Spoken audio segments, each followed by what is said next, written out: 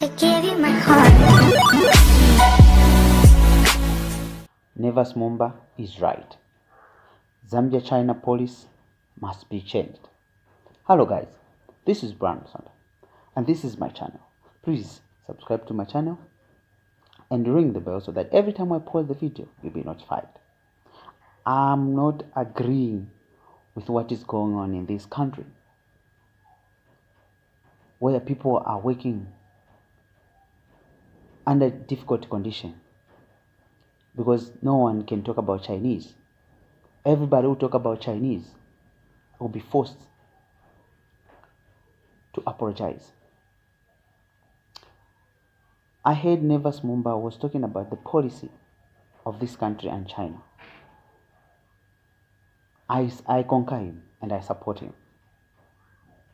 I don't know about you guys, but let's take a look at this Nevas Mumba's video, and please comment what you think about the Nevas Mumba said.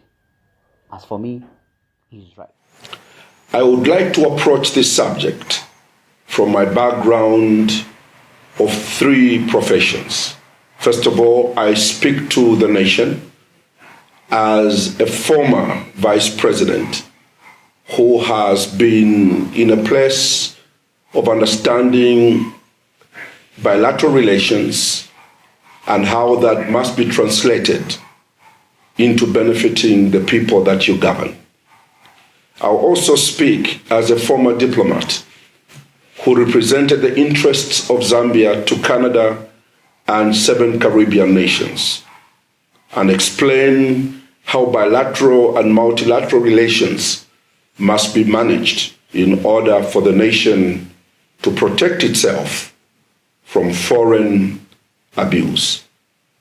I'll also speak as one who has been a pastor for more than 41 years in matters of justice, equity, and the fact that all men are created equal, regardless of race, tribe, or background.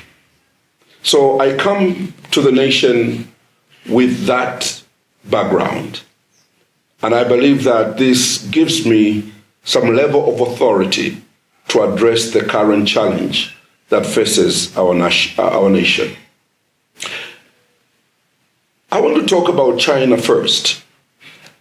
First of all, every government has a responsibility from a diplomatic point of view to ensure that foreign people and investors in their country are well taken care of and protected.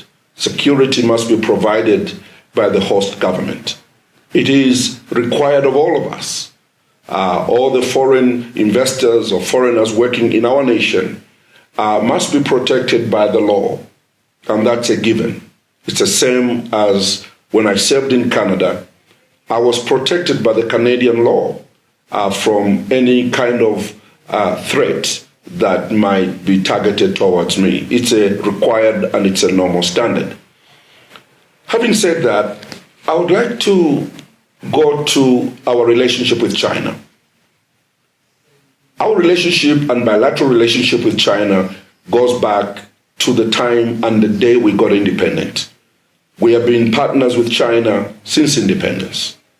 I remember as a little boy growing up in Chinsali, interacting with the Chinese at every level, because that many years ago, 52 years ago, they were laying the Tazama pipeline, 1,700 kilometers pipeline from Dar es Salaam to Ndola to Indeni. And I was a very young man, a little boy, I must say. But we mingled well with the Chinese. Of course, they married some of our sisters and cousins and produced, children along the way as they built the Tazama. But the point I'm trying to make is that there was no feeling that they came to dominate us, to abuse us, or to take advantage of us. We felt that they were doing a job, and we gave them all the support when they needed the support. And that's the way it should be. If a few years later they started the construction of the Tazara Railway, the experience was the same. So I can tell you that our interaction with China is not a yesterday event. It's a long time event.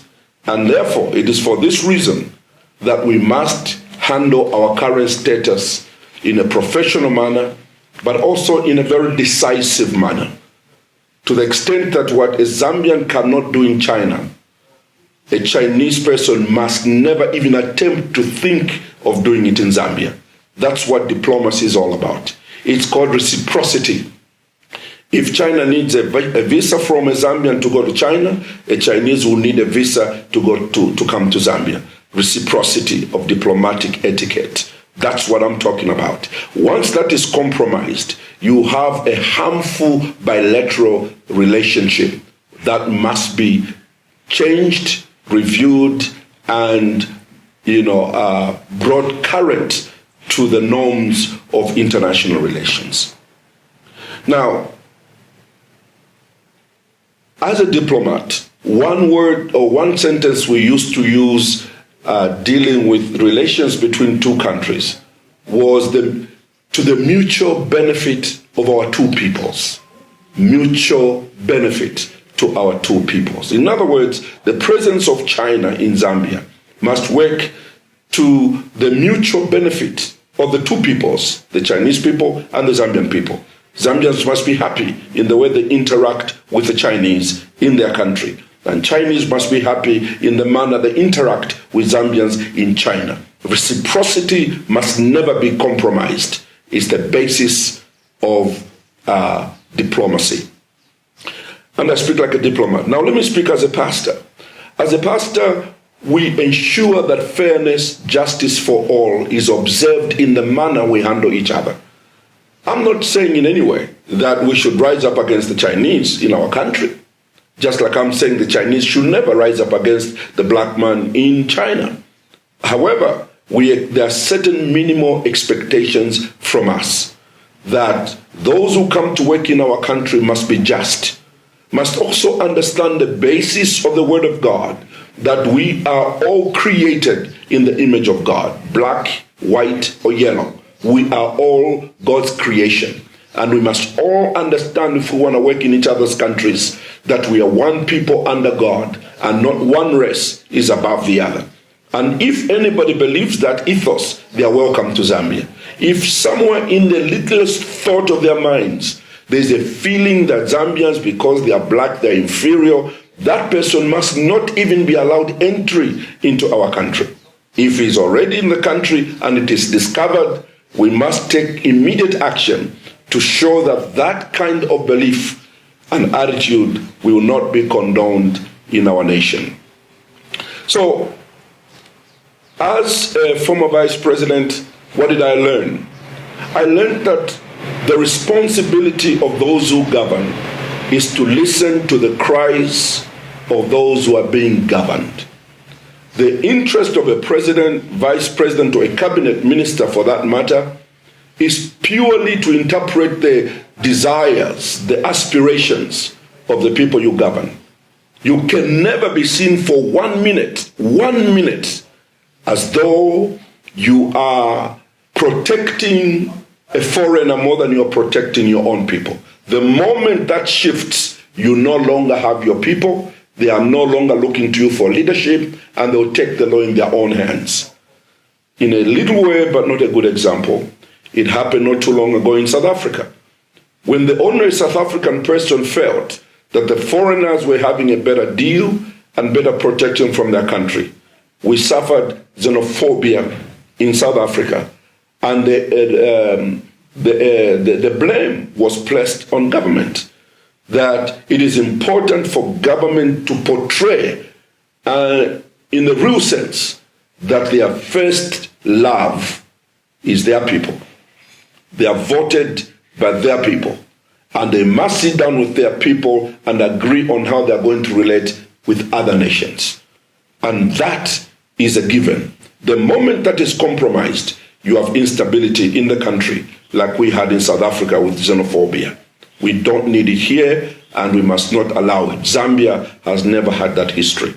However, I would like to propose today that the Zambia-China policy must immediately be reviewed. Government is actually implicating the Chinese people by being seen to be supporting them instead of the Zambian people.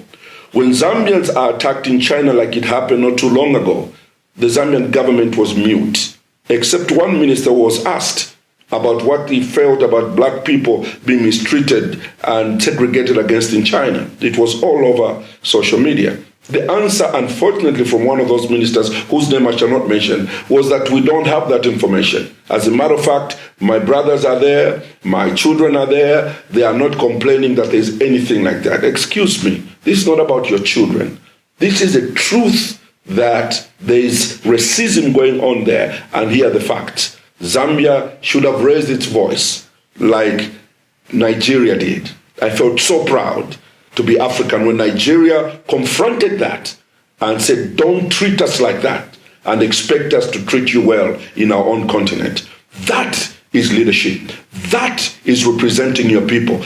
That is what Zambians are looking for, a protector, somebody who protects his people.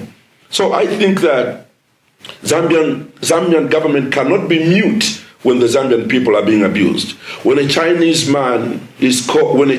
person calls a Zambian a foreigner in our own country, or segregates against a Zambian on the basis of tribe, that's a riot right there.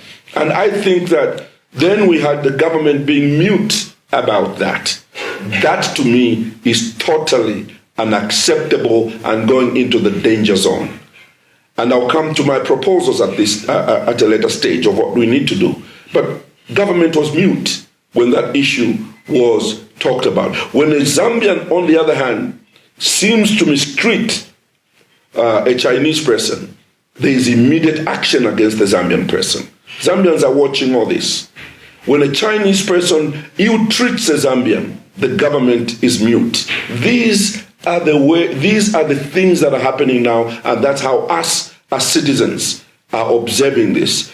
Government may have their own view of this matter, but as Zambians and as citizens, this is the message we are receiving. So if Zambians feel that foreigners are more protected than themselves, then they take the law in their own hands to defend themselves.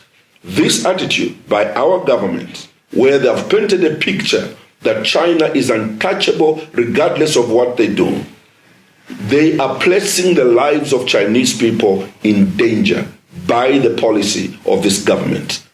Government must be equitable in the manner that they deal with both Chinese and the Zambian people. When a Zambian person complains, they should listen to them. Mr. President, from a public policy point of view, the Zambians have concluded, rightly or wrongly, that our government has been financially compromised by the Chinese. Zambians hate that. They will not have any of that. They have decided they are not going to stand by and be recolonized by any nation, for that matter, including China. The statements from the ministers of labor, the minister of local government, have cemented this unfortunate position. And I would like to be as clear as I can, because I speak from all the three angles, as a diplomat, as a pastor, and as a former vice president. So this wealth of information is here for all of us. Now, I want to give a short example before I move into my proposals. Last year, a Chinese man insulted the Kenyan people, including the Kenyan president, and called them monkeys, black monkeys. Within hours, the presidency of Kenya directed that Chinese be deported. And within hours, he was deported. That is what the Zambians are crying for. That's the protection Zambians are crying for. That's the leadership that Zambians are looking for. Not to allow a foreigner to insult you on your soil, a thing you can never do on their soil. Can you imagine a Zambian standing up on television or radio and insulting the Chinese in Guangzhou. It will never happen. But why do we allow it to happen here? And it's not feeling bad if we say that, to say they will take the investment out if we challenge them. No. These are international standards. We say in church, do unto others as you would like them to do unto you. If China wants to be respected here, they must respect us there. However, I want to mention that having served as pastor for 41 years, vice president and a diplomat, my responsibility is not just to condemn. But before I give what I believe we need to do, I wish to put it on record that as the New Hope Movement for Multi-Party Democracy, we condemn in the strongest sense the events of the last few months where Chinese people have been caught in mistreating or abusing the Zambian people. That must never be tolerated. And the reason why I believe government must do this is because as we sit now, there's a feeling that this government or people in this government have been given money in their hands by some Chinese that is tying their hands from leading the Zambian people equitably. Because if there's no money involved, there will be no fear to do the right thing. And it's up to government to exculpate themselves on this issue. This is the perception that is there. I'm a student of public policy. My master's degree is in public policy, the art of government. And public policy is when a people decide that this government is not for us, but it's for the Chinese. And they also conclude the fact that this government has been given personal money. That is why they are failing to challenge China. You are helping people to think like that by the behavior that we are seeing. It's up to government to exculpate yourselves by doing such acts as they are going to symbolize that you represent the Zambian people and not the Chinese people. But again, remember what I said in the beginning. We are not to segregate against the Chinese. We have bilateral relations that respect the Chinese. The Zambians must be respected.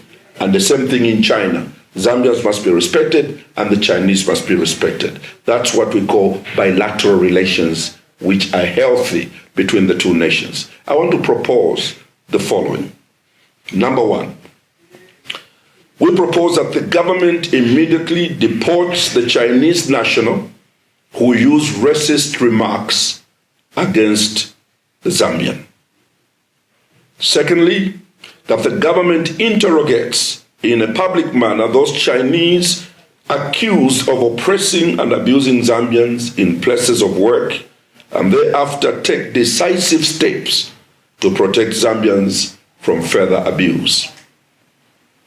Number three, remove all notices written in Chinese language from all public places and replace them with English, because this is Zambia and not China. And the official language of Zambia is not Chinese or Mandarin, it is English.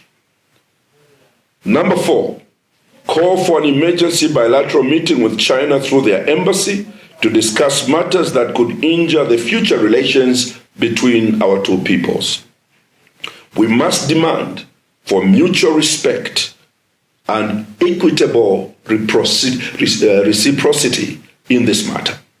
It's extremely important in diplomacy. Number five, insist that only Chinese with needed professional qualifications be allowed to work in Zambia. We must be firm in ensuring that the Chinese we allow into this country are professionally qualified to do jobs that Zambians cannot do.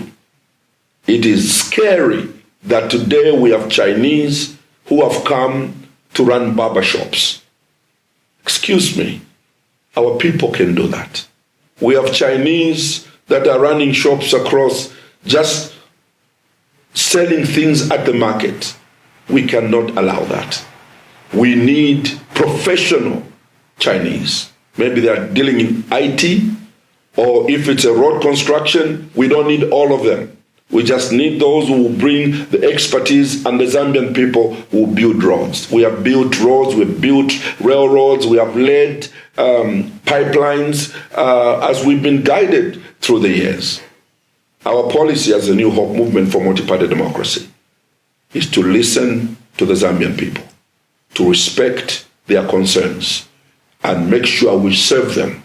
That's why Donald Trump, when he became president of the United States, he said, America first. I demand that every Zambian rises up from every corner of this nation and places a demand upon this government that from this day onwards, it's Zambians first. And once that is established, then our multilateral relations with other countries will be normal. I thank you.